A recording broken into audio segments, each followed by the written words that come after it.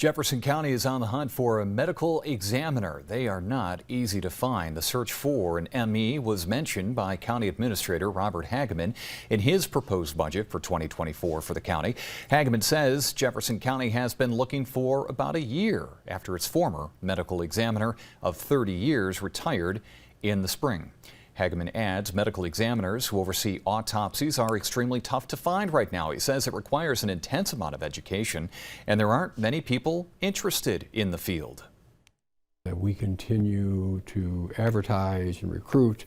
We came close at one point in time, but it turned out that finally fell through, so we'll continue to do so. Hageman says the county continues to contract the service out, which is an added expense. And they even thought about teaming up with other local counties to hire someone and then share that person in the ME role.